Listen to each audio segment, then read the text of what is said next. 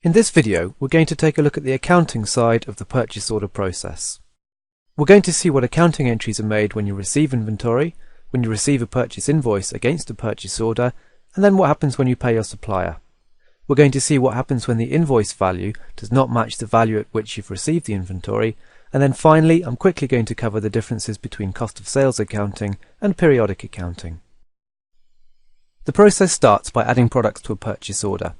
When you add a product to a purchase order, the account code that's used is the one that's set as the asset code on that particular product. I've also added a non-stock item to this purchase order to show you the difference between the two. We've not got any tax on this purchase order to make the numbers simpler. So we've got a single inventory item here costing £10 and then a shipping charge of £2. When I go to receive inventory, Brightpearl gives us a reminder on the right hand side of the unit cost of each of these items in your base currency. So let's hit submit, which receives that inventory item into stock. We've also just created our first accounting transaction because we've just received an asset that's worth £10. So let's go to the general ledger, where we can see we've got a debit on the stock or inventory code and then a credit on something called stock received not invoiced. We can also see this on the balance sheet, which is the report that shows all of our assets and our liabilities. On the profit and loss report, or called the income statement if you're in the US, we can see that there's nothing there yet, and that's because all we've done so far is move asset around. We've not made or lost any money. The next step is to receive the purchase invoice that the supplier has sent us, and we do that from the purchase order itself. So let's find the purchase order, open it up, check that the values match the invoice that the supplier has sent us, and I'll show you what happens if they don't match a bit later. Make any changes here so that they do match, and then click Receive Invoice. Enter the supplier invoice reference, choose the invoice date, the date that it's due, and then receive the invoice.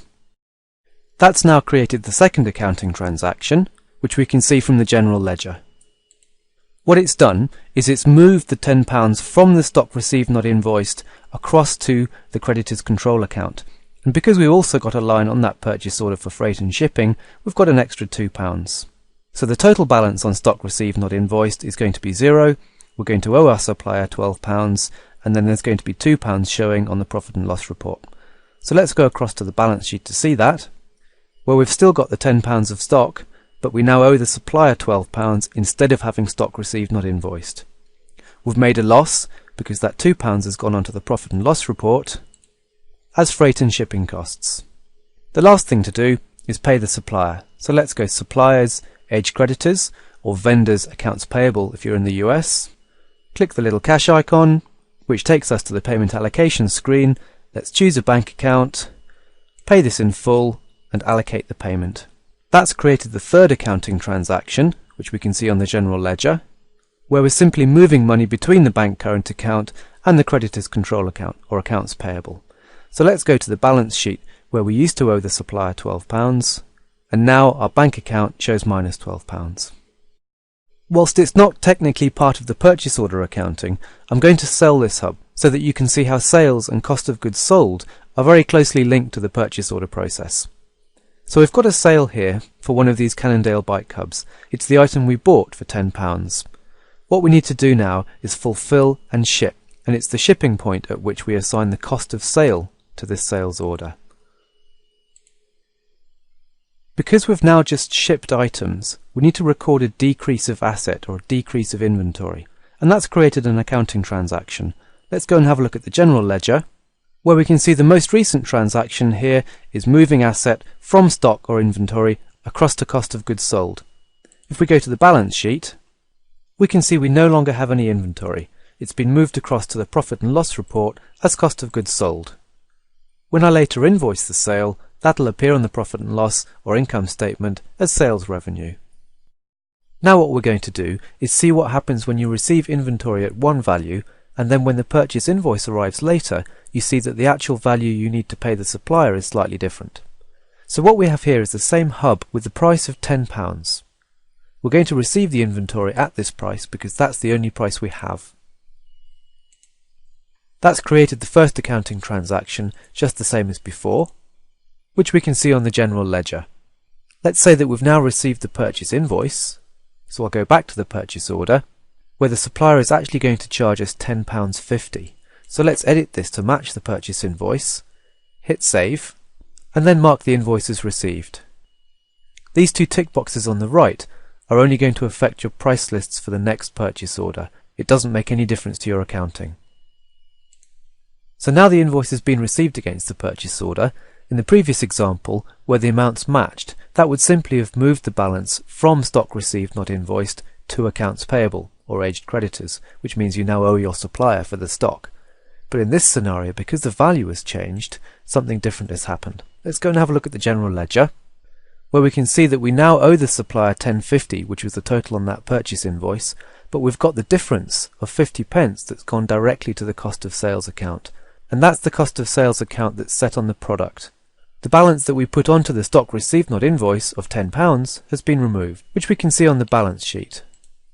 So here we've got £10 on stock or inventory and £10.50 on the creditor's control account. The 50p has gone direct to the profit and loss report as a 50p cost of goods sold. When we later ship that hub to a customer, we'll see a £10 cost of sales entry come in here, bringing the total to £10.50, which is what we actually paid for the goods. This means that if you receive purchase invoices at a different value from receiving the inventory, until you sell all that inventory, you might have a small variance on your cost of sales account. And that's why it's important to receive your inventory at a price that most accurately represents what you're going to be invoiced for. To finish it all off, we're going to ship and invoice the sale. So here's the sales order for one Cannondale hub. We're going to sell it at £40. And don't forget the current inventory value is £10. So let's fulfill and mark as shipped, which creates a goods out or shipment accounting entry, and then we'll invoice it, which creates a sales invoice entry. So let's go to the general ledger, where we can see these two. Here's that cost of goods sold, and here's the sales invoice, which is going to go against the debtor's control account, or accounts receivable, because he's not yet actually paid for it. Let's go to the profit and loss report, where we can see the sales revenue of £40 and the cost of sale has gone up to £10.50. On the balance sheet, we'll now see that the customer owes us £40 and we owe our supplier £10.50. So the process I've just shown you is where cost of sales accounting is turned on, and that's by far and away the most common method, because it records the cost of sale for every single shipment, and likewise the increase in asset every time you receive inventory.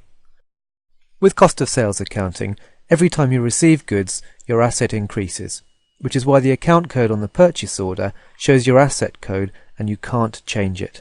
That comes from the product. With cost of sales accounting off, which is what we sometimes call periodic accounting, you'll see that the account code for even stock tracked items is actually a 5000 code or a cost of sales account. That's because Brightpearl does not make any inventory accounting transactions for goods in and goods out when cost of sales accounting is turned off. The first accounting transaction is only made when you receive the invoice against the purchase order, and the entire value of that purchase order goes straight to your cost of sales account. With periodic accounting, in other words cost of sales accounting turned off, you need to make opening and closing accounting transactions to record the value of inventory you've sold during that month.